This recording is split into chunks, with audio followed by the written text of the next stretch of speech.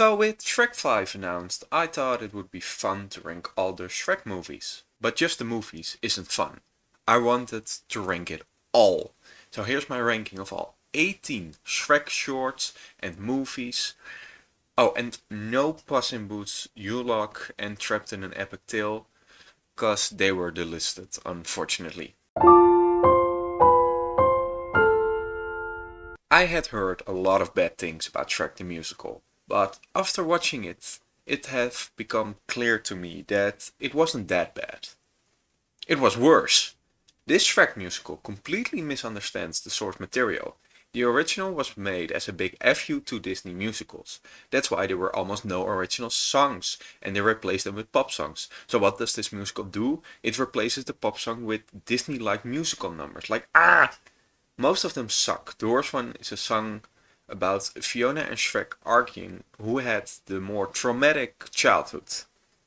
Yep, this really happens. There's one song I like, and that's a song where we see Fiona grow up in a tower. What are you saying?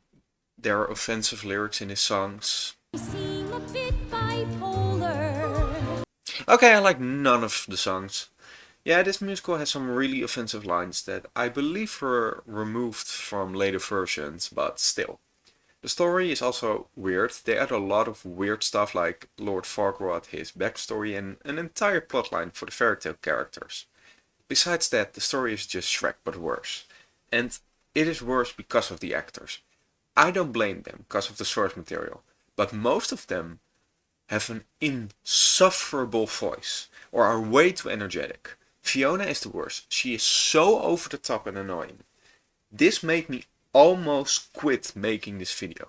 It is so bad and the worst of the worst for Shrek.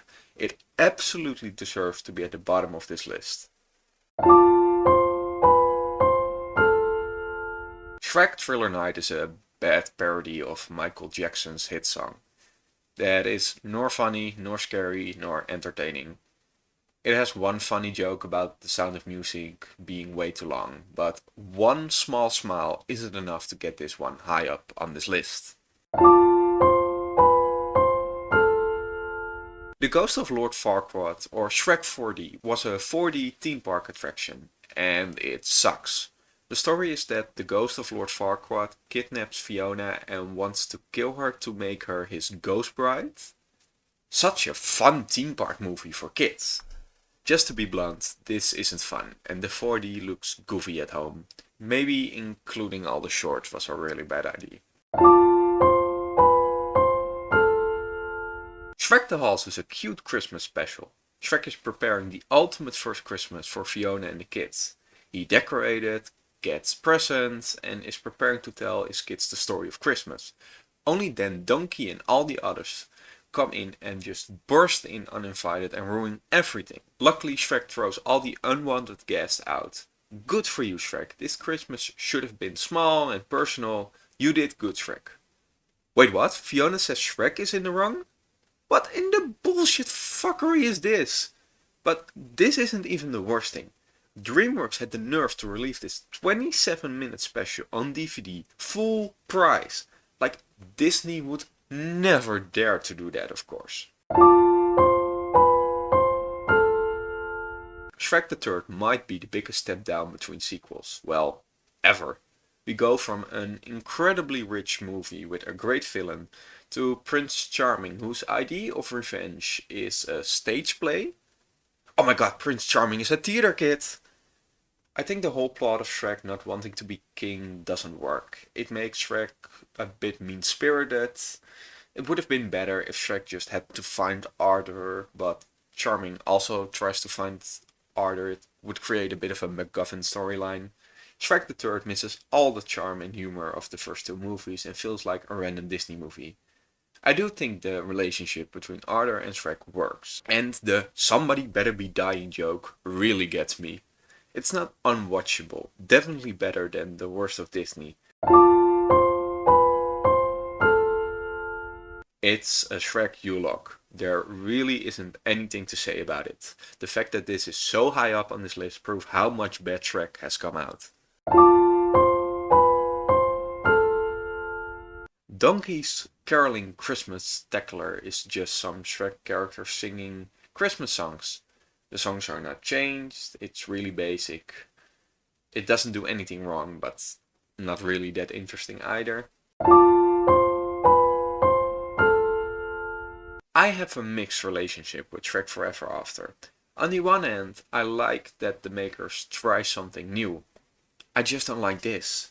I also can explain why I dislike it as a movie. It has a clear story with a clear villain that has to be defeated. It just doesn't work for me.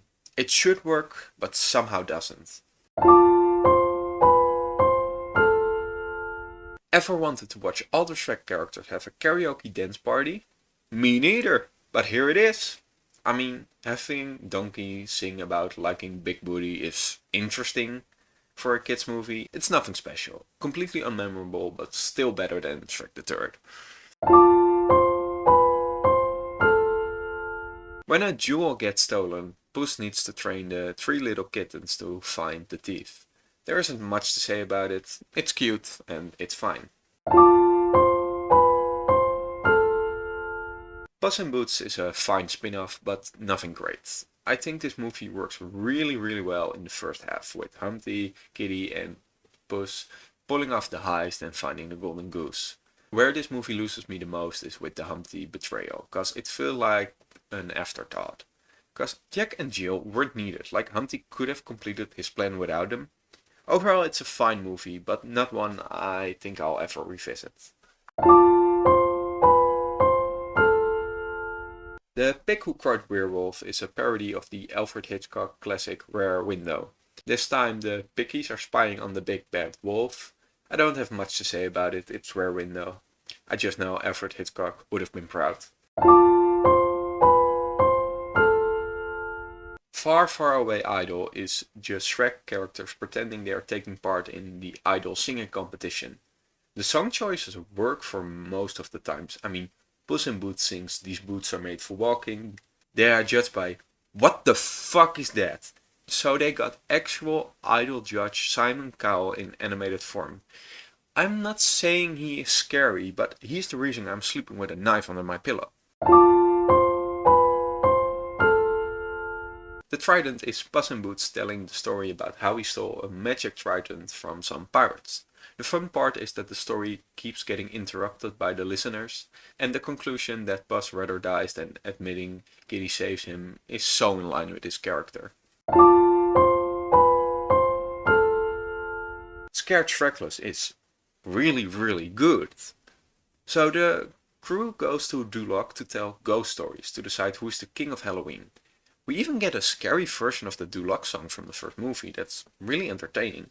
We get three stories. The first is Gingy, who in a Frankenstein way brings a female cookie to life, only for her to be a bit too clingy. Shrek and Pinocchio parody The Exorcist, and Donkey and Puss do Psycho, but they can't agree on how the story goes. All the stories are really fun, and with its short runtime it flies by. If you haven't seen this, I really recommend it.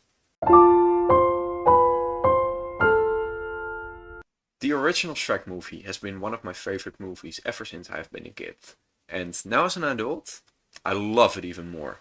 This movie is probably the best parody movie out there. It takes shots at Disney movies, but also has a message about self-love that is better than most of the Disney movies.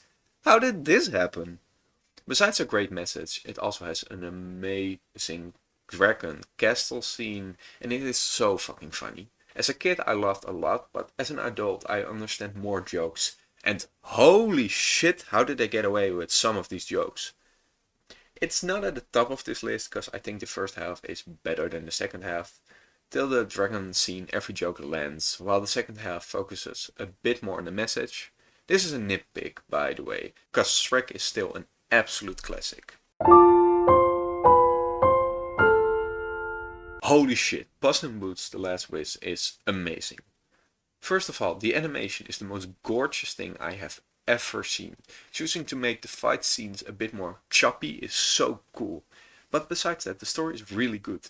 This movie has so many villains and yet every single one of them is developed. What I also really like is that the environment changes based on who has the map. It is such a smart way to keep the same environment really interesting. It is also really mature for a kids movie, like it has scenes with death and anxiety. I don't really have problems with this movie, but there's just one movie that has been my number one for a really long time. When I started this ranking, the order was up in the air, but I always knew what my number one would be. Shrek 2 might be the greatest animated, well, the greatest movie sequel of all time. It takes the characters and theme from the first movie and builds off of them. The central theme about if you would be happy if you could take your insecurities away fits so well with the themes of self-love in the first movie.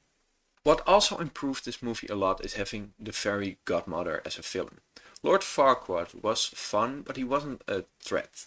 The fairy godmother is, cause her plans involve danger for Shrek. That plan leads to the I need a hero scene. It is perfectly edited and should be shown in every film class. Besides the fairy godmother, we get Prince Charming, who steals everything. We also get Puss in Boots, voiced by Antonio Banderas, who plays so well together with Donkey. My personal favorite character in this movie is the King, voiced by John Cleese. He starts off as the bad guy, but ends with a touching sacrifice.